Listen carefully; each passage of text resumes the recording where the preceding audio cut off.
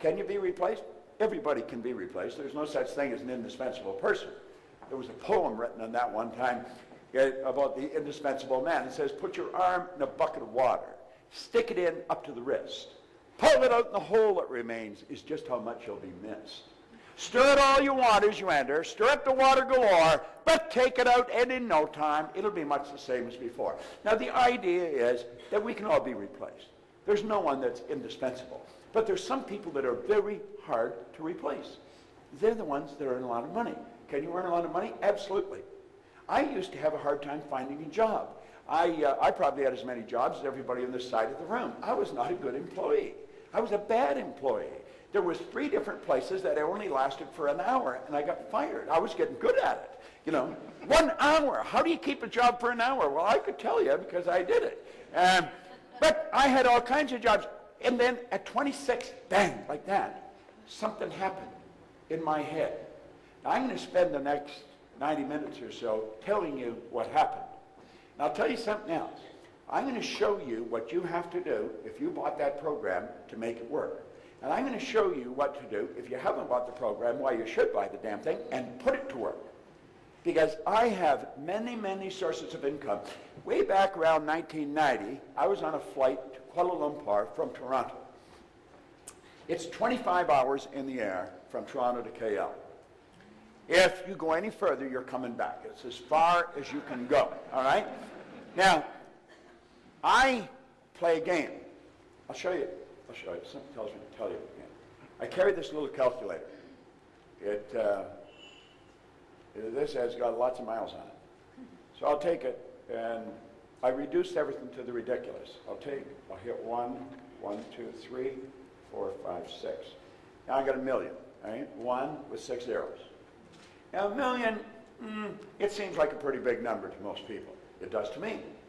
And I play with numbers all the time. A million. So what do? Well, rather than choke on it or throw it away, let's break it down. So I'm going to divide the million now by 12, because there's 12 months in a year. See, you can't think time and money at the same time, so I'm just going to think money. I'm just going to think money. Now, I realize I got to do this 12 times. I don't have to do it once. Now I'm down to 83,333. Now, that's a lot less than a million, but it's still quite a bit, because now I got to do it every month. So I take that, and I divide that by 4.3, because there's 4.3 weeks in a month. Now I'm down to 19,379. But I got to do that every week. That seems like quite a bit. I'll divide that by 2. I'm reducing it to the ridiculous. Now I'm down to 9,689. Okay?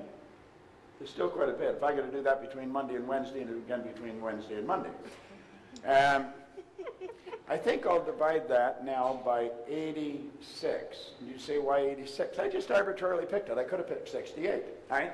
Now, I'm down now to $112.67. Okay? Let me ask you a question, Tina. If I could show you a simple way that you could earn $1,112.67 twice a week. Now think of what I'm saying. I got this down to $112.67. If I could show you how to earn $1,112.67 twice a week, would you give me the 112 and keep the 1,000?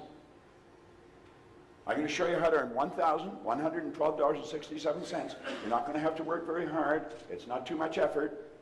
Would you give me the 112 and keep the 1,000? I think you would too.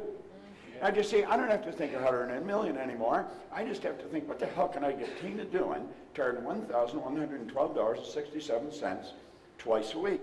And when I've got that figured out, if she'll do it, 85 other people will do it, and I get $1 million coming in. And all I've done is think. Is that a good idea? Yeah. Well, that's what he was talking about. This is it. Don't complicate it. You've got to keep it simple. Keep it really simple. Well, I was doing that on the plane, going to Malaysia. And then I wrote the million on top of a sheet of paper, 1 and 6 zeros. So I either work with words or numbers. And I thought, I'd earned $1 million back in the 60s. And somebody says, how'd you earn it? I earned it cleaning floors. I don't think it matters what you do, it's how you do it.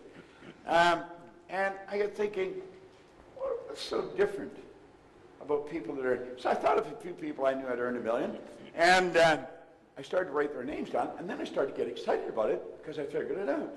They don't have one source of income. He said multiple systems. I called it multiple sources. Bob Allen picked it up and called it multiple streams.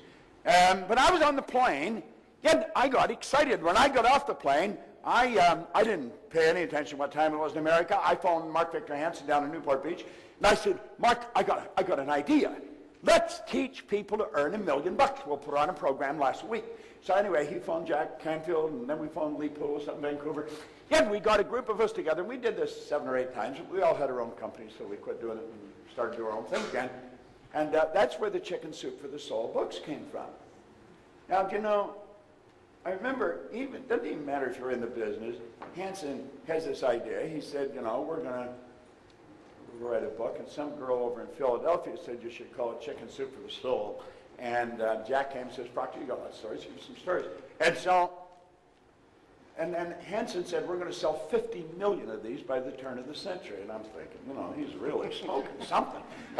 If you sell 1 million books, you're on fire. 50 million. Well, they didn't sell 50 million. They sold 74 million. They've sold over 100 million. Then they sold out to Disney for millions of dollars. It was just an idea. They didn't do anything. They didn't write the books. Somebody else wrote the books. They sent in the stories. Now, eventually, they started to pay them for the stories, but they never paid them for the stories in the first books. See? Multiple streams. See, if you start thinking, that's what most people don't do. I spent 5 years working with Earl Nightingale. He said if most people said what they were thinking, they would be speechless. And I'm inclined to agree with him. You know, there was a great educator down in Kentucky, Dr. Ken McFarland. He said 2% of the people think, 3% think they think, and he said 95% would actually rather die than think. Now, you sit there and you say, well, everybody thinks. No, they don't. Start listening to the conversations that are going on.